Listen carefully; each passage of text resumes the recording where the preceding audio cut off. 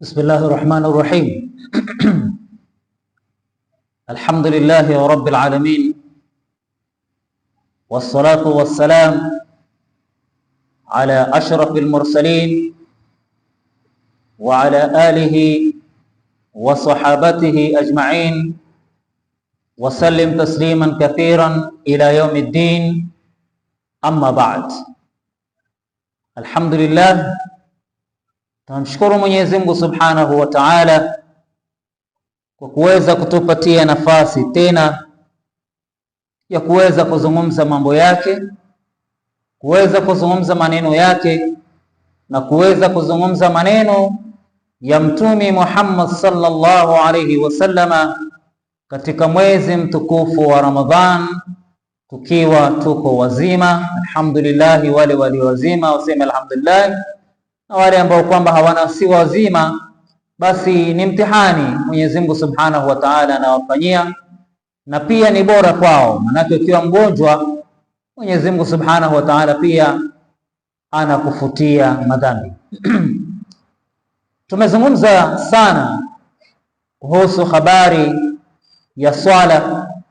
Alhamdulillah, aliyefaidika kafaidika,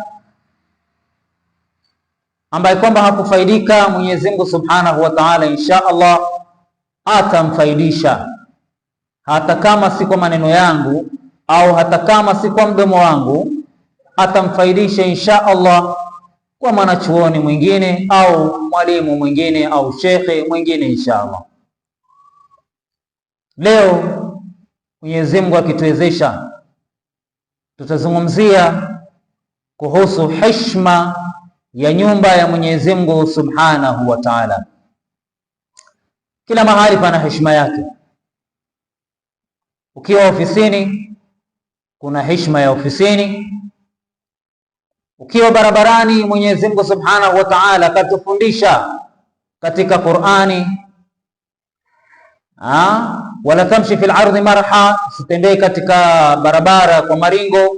Hiyo ni heshima ya barabara. Majumbani tumefundishwa pia, ukiingia ndani ya nyumba yako useme bismillah na utoe salamu.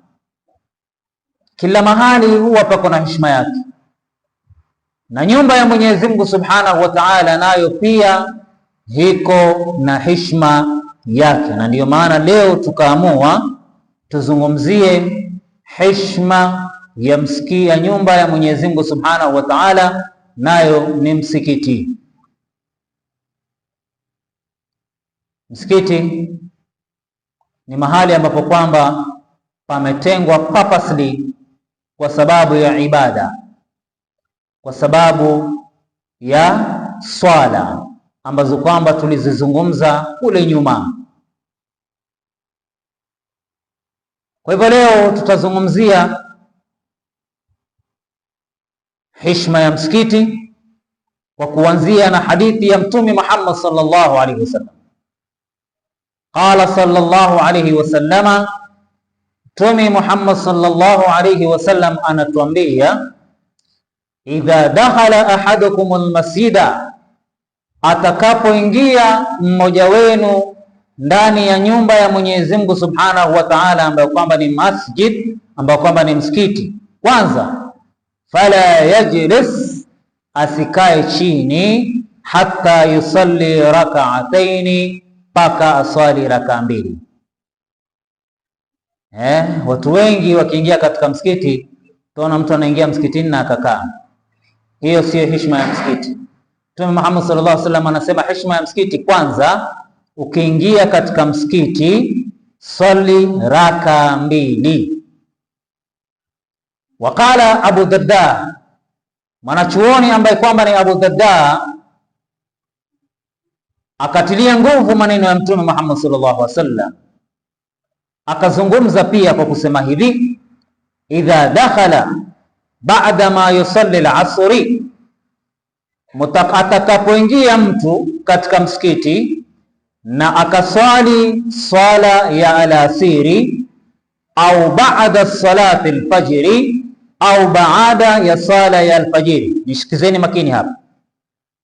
Ukiingia katika msikiti ukaswali swala ya alasiri ama ukaswali swala ya alfajiri, fala yanbaghi an yusalli nafl, basi hakuna sunna katika swala ya baada ya swala ya alasiri, na hakuna sunna baada ya swala ya alfajiri. Ajabu, utaona watu wa swala ya alasiri, wakimaliza alasiri dua ikitiwa, unaona mtu anasimama swali raka mbili.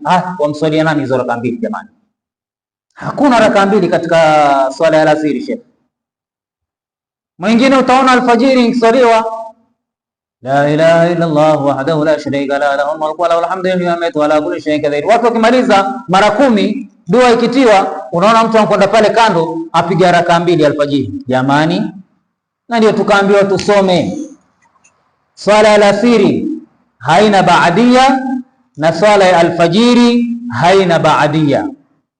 Liannahu, kwa sababu naha sallallahu alayhi wasallama, amekataza Mtume sallallahu alayhi wasallam ani salatu fi dhalika alwaqti, kuswali katika huo wakati. Yani wewe ukisha swali swala ya alasiri kwisha, hakuna sunna tena. Ukiswali swala ya alfajiri kwisha, hakuna sunna tena. Mtume Muhammad sallallahu alayhi wasallam amekataa, asema hakuna. Lakini sasa kile ambacho kwamba kinaruhusiwa baada ya swala ya alasiri ama baada ya swala ya alfajiri, yusabbahu, utaleta tasbihati. Kama utaki kwenda nyumbani, utakaa msikitini. Na Mtume Muhammad sallallahu alaihi wasallam alikuwa baada ya alfajiri haendi nyumbani, yeye hukaa nyumbani, hukaa msikitini mpaka jua likachomoza. Ndio Mtume Muhammad sallallahu alaihi wasallam alivyokuwa akifanya. Kwa hivyo imeruhusiwa baada ya alasiri na alfajiri tasbihati, kuleta tasbihi, subhanallah, alhamdulillah, la ilaha illa Allah, Allahu akbar. Hiyo ndio tasbihi. Pili iliyoruhusiwa, yuhallilu, Allahu akbar, Allahu akbar, Allahu akbar. Hiyo ndio tahlil, la ilaha illa Allah, Allahu akbar. Inaruhusiwa baada ya swala ya alasiri na baada ya swala ya alfajiri. Wa yusalli ala nabii, pia waweza ukamswalia Mtume baada ya kuswali alasiri na kuswali baada ya alfajiri. Allahumma salli ala Muhammad wa ala ali Muhammad, Allahumma salli ala Muhammad wa ala ali Muhammad, Allahumma salli ala Muhammad. Kwa sababu swala ya Mtume Muhammad sallallahu alaihi wasallam ukishikana nayo inakuondolea matatizo. Yani ukimswalia Mtume Muhammad sallallahu alaihi wasallam sana kwa nia ya kutaka kitu fulani kwa Allah, basi Mwenyezi Mungu Subhanahu wa Ta'ala anakupatia. Mwanachuoni mmoja anasema idha dhaqa bika al-ahwal fasalli ala Muhammad. Ukiona dhiki zimekuzidia sana, shida zimekuzidia sana, mswalie Mtume Muhammad sallallahu alaihi wasallam. Fa inna fadla as-salat, kwa sababu kule kumswalia Mtume Muhammad sallallahu alaihi wasallam, wa adai anhu haqqul masjid, na kuleta zile zingine ni haki miongoni mwa haki za msikiti. Illa, kwa sababu pana swali hapo, unaweza kuniuliza maswali hapo, lakini kabla hujaniuliza wacha nikwambie mimi. Illa, isipokuwa idha fataka salat, ikiwa swala ya alasiri imekupita. Sasa swala ya jamaa ya alasiri imekupita, usiseme kwa maadamu Mtume ankataa kuswaliwa swala baada ya alasiri, ati swala ya alasiri ishapita, watu washatoa salamu, washakwenda zao, wewe unkuja saa 11 ati wasema utaiswali magharibi. Utalipa swala ya alasiri. Sijui kama tumeelewana. Hiyo moja imeruhusiwa, kulipa swala ya alasiri. Au salat aljanaza, au swala ya jeneza. Mtu ankufa saa 9, watu wataka kumzika haraka haraka, akaoshwa saa 10, watu wakaswali, wakamgojea mpaka saa 11, 11:30 ndio iwaletwa msikitini. Watu wameruhusiwa kuswalia swala ya jeneza, hizo swala mbili. Wa illa, hizo zingine fala, katika sheria imekataliwa. Tumeelewana Waislamu? Naam. Waqad dhammana Allah, na Mwenyezi Mungu Subhanahu wa Ta'ala ametoa dhamana. Si binadamu aliyetoa dhamana, Sheikh. Aliyetoa dhamana ni Allah muumbaji azza wa jalla, jalla jalaluhu, aliyeniumba mimi, aliyekuumba wewe, aliyeumba mbingu 7 na akaumba ardhi 7, tabakana an tabak, mfalme wa wafalme, ndiyo anatoa dhamana leo. Anatoa dhamana kwa yupi? Liman kanat buyutahumul masajida, yule ambaye kwamba atafanya nyumba yake ni msikiti. Kuna mtu ambaye kwamba saa zote huwa katika msikiti, anytime ukimtafuta huyo bwana utamkuta katika msikiti, mpaka anapewa jina la hamamatul masjid, njiwa wa msikiti. Ukisikia mtu amekuita njiwa wa msikiti, basi jua wewe na msikiti mumefungamana. Kwa hivyo Mwenyezi Mungu Subhanahu wa Ta'ala ametoa dhamana, yule ambaye kwamba nyumba yake itakuwa msikiti, birahati, kumpa raha siku ya Kiyama na katika duniani, waljawaza ala sirat, na Mwenyezi Mungu Subhanahu wa Ta'ala atampitisha katika surati kama umeme. Njia ya surati ni njia pana kwa mtu mwema na ni njia nyembamba kwa mtu muovu. Imetoka katika ardhul mawqif, ikapita juu ya janna, ikapita juu ya nar, katika moto, ikateremka ikaingia mpaka katika janna. Kwa hivyo watu wakitoka katika ardhul mawqif watapita pale katika sirati.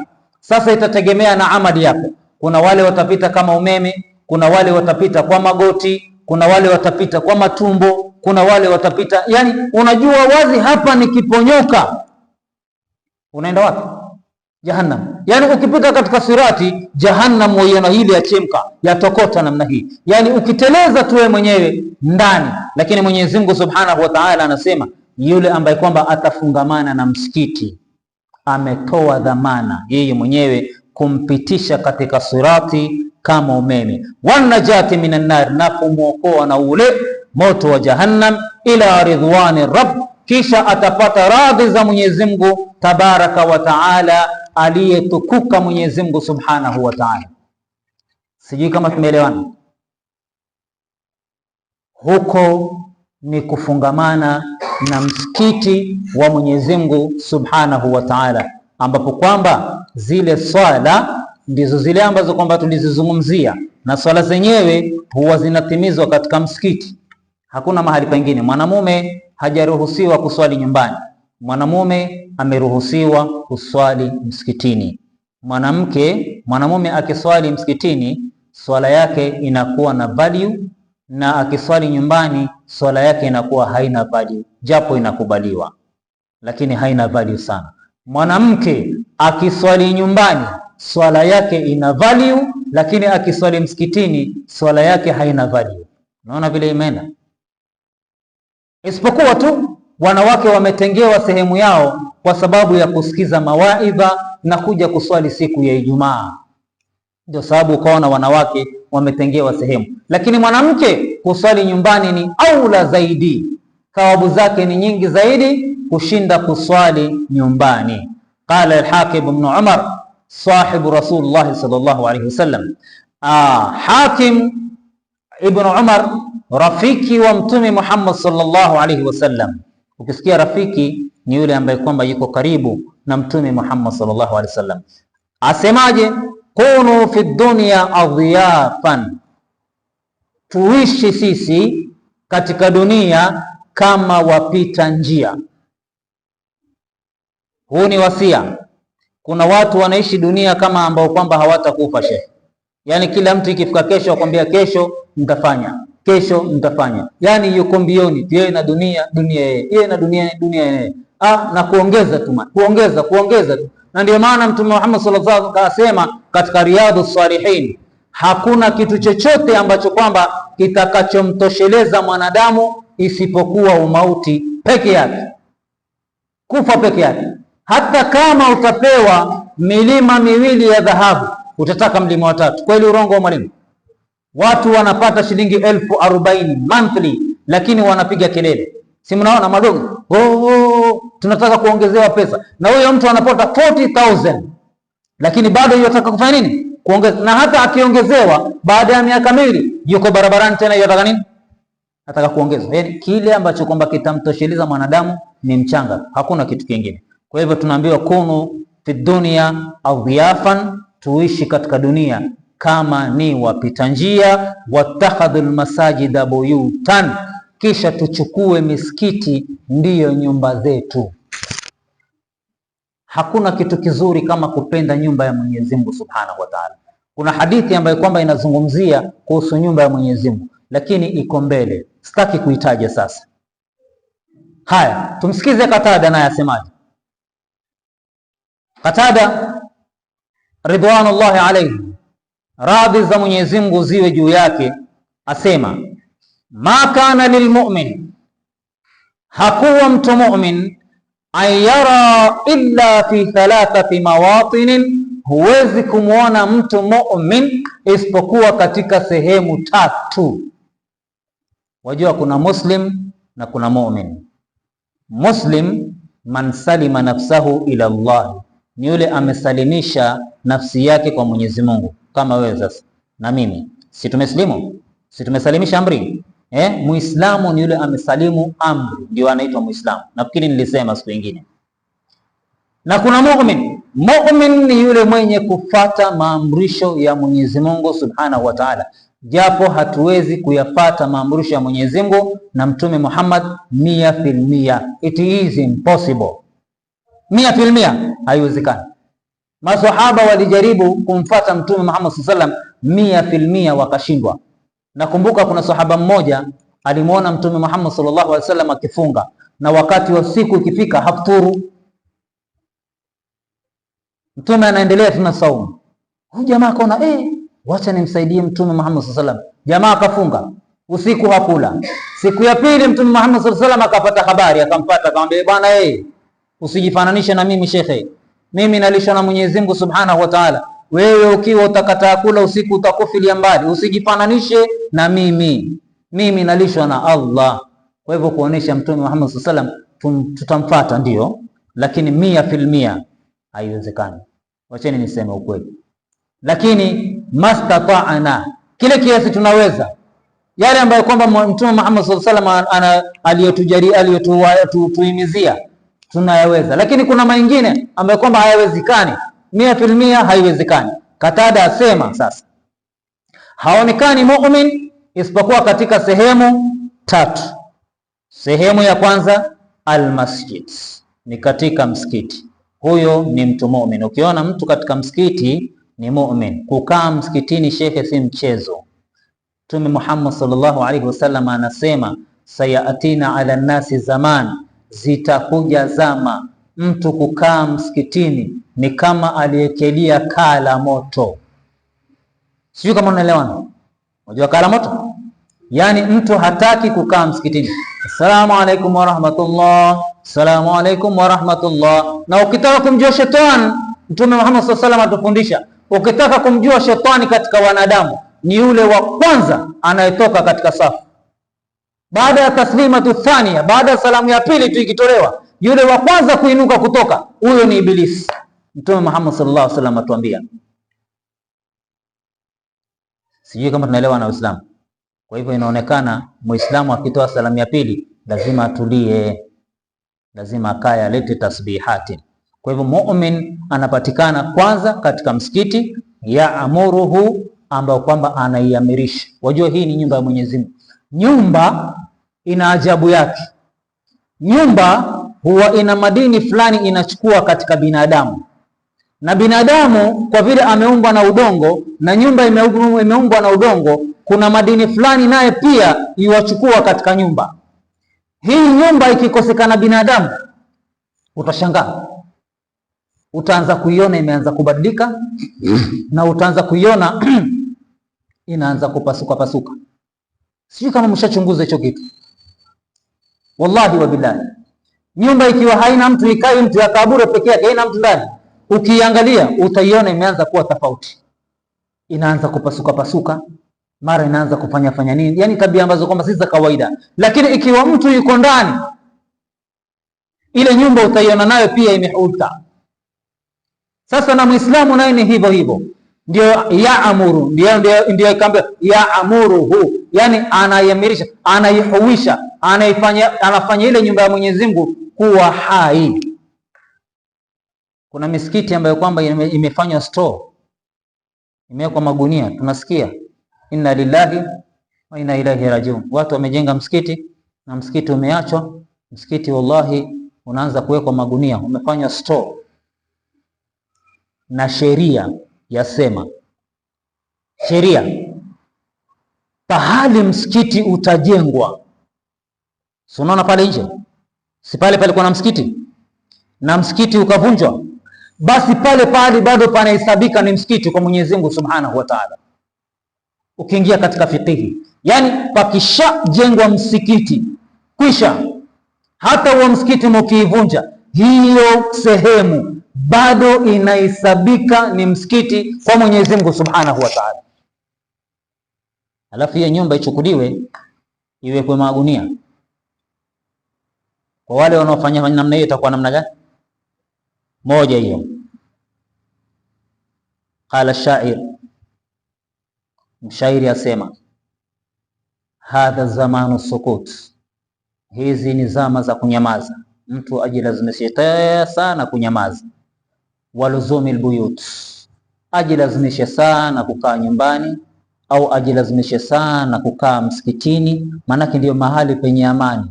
Nyumbani ndio mahali penye amani na msikitini ndio mahali penye amani. Waridha bilqut, na kuridhika na kile Mungu alichokupa. Uridhike na chakula kile Mwenyezi Mungu Subhanahu wa Ta'ala alichokupa. Kama Mwenyezi Mungu amekujalia utapata chakula, utapata tu. Kama Mwenyezi Mungu hakujalia utakipata, hutokipata hata ufanye nini. Hata Mtume Muhammad sallallahu alaihi wasallam anatuambia, Mtume Muhammad sallallahu alaihi wasallam anasema kile ambacho kwamba Mwenyezi Mungu Subhanahu wa Ta'ala amekuandikia katika siku hiyo, kama ni shilingi 25, hautapata 24, utapata hizo hizo 25, wala hazitaongezeka kuanzia asubuhi mpaka jioni, wallahi wa billahi. Lakini watu inafika mahali wanakasirikiana, watu wanachukiana kwa sababu ya vyakula vya dunia. Mimi sikuandikwa, sijui mimi sikufanya, ya nini yote haya jamani? Yani lau watu wangekuwa na roho za Kiislamu wangekuwa hawana shida. Wewe ukiona hukupata kitu, inua mikono, sema alhamdulillah, Mwenyezi Mungu hakukujalia. Lakini kama ni chako utakipata. Nitoe mfano mdogo. Kuna chakula kilitolewa na kadi zikapeanwa, na saa 2 ikawa kile chakula ndio chatolewa, lakini pamoja na kadi yako uliopewa, kwa vile Mwenyezi Mungu Subhanahu wa Ta'ala alikuwa hakukuandikia hicho chakula kukipata, wallahi siku hiyo watu walilala mpaka saa 4. Saa 4 na una kadi mkononi shekhi, ukalala mpaka saa 4. Ukija kwenye kiwanja watu washakwenda zao kitambo, washakwenda. Kwa sababu gani? Kilipeanwa kikabakia, kilichobakia watu wako nje. Sasa kadi hakuna, sasa itakuwaje? Fungulieni hao ambao kwamba hawana kadi wafanye nini? Hiyo ilikuwa ni riziki yao. Hao ambao kwamba hawana kadi wakaingia wakapata chakula, wewe uliyekuwa na kadi ukalala mpaka saa ngapi? Huyo ndiye Mwenyezi Mungu Subhanahu wa Ta'ala. Hadha zamanu sukut walzumil buyut waridwa bilqut ila an tamut. Nikimalizia, Hasan al-Basri rahimahullahu ta'ala alayhi, Hasan al-Basri yasema mihwar al-hur fil janna, mihwar al-hur fil janna, wazungumzi, wanongonezaji, yani wale watu watakuwa wakizungumza na mahurul ain story. Unaona vile jamaa ukaa katika mtani wakati ya story, kuna wanawake kule ndani ya pepo, watu watakuwa wakitia story na wao, na kumpata sio rahisi. Kumpata huyo mwanamke sio rahisi. Wacha nikwambie, mwanamke amewekwa makeup na Mwenyezi Mungu Subhanahu wa Ta'ala. Mwenyezi Mungu amemweka mwanamke kioni mwenyewe, akampamba, akampaka lipstick, akampaka wanja, akamuumba vizuri, akampa na umbo zuri la samaki. Unajua kuna lile umbo la samaki, mwalijua? Ile umbo la samaki kila mwanaume akiona urukuwa ni akili. Tusemeni ukweli. Wanawake wanaume wanapenda sana umbile la samaki lile, walinkaa hivi lile. Ni kweli ama ni urongo jamaa? Yes. Watu wakiona namna hiyo kichwa uruka. Mtu haangalii mara moja, uangalia mara mbili na mara tatu, akaangalia mpaka ikapotea. Ali bin Abi Talib akwambia, al-awwalu laka, lile jicho la kwanza la kuangalia ni lako, wathani ilaika, lakini la pili ni la dhambi. Sasa nikupe hikma, ikiwa wataka kuangalilia sasa, ukishatupa jicho uangalie, usitoe jicho lako, angalilia hata kama ni masaa 10 mpaka utosheke. Lakini ukitoa jicho tu kidogo alafu urudishe tena, dhambi tayari inafanya nini? Unaanza kuandikiwa. Hiyo ni hikma nimewapatia, ni ya watu wasomi hiyo, mpaka waambiwe ni watu wasomi. Hasan al-Basri asema watu wanaozungumza na mahurul ain ni wale ambao kwana kansal masjida, wenye kufigia misikiti, wa amaratiha, na wale kwenye kuimarisha misikiti. Wale usidharau mwenye kufigia msikitini. Wallahi, mtu mwenye kufigia msikitini ni mtu ana daraja kubwa sana kwa Mwenyezi Mungu. Mtu mwenye kufigia choo cha msikiti, wallahi ana daraja kubwa sana ya Mwenyezi Mungu. Watu wanamdharau, huyu mtu wa kufigia msikitini huyu hana maana, huyu mtu wa punguza msikitini hana maana, huyu mtu wa kufigia choo hana maana. Lakini huyo ndiye atakuwa mzungumzi wa mahurul ain, atakuwa kitia story na mahurul ain kesho siku ya Kiyama katika pepo. Insha Allah, Mwenyezi Mungu atufikishe hapo, atujalie ni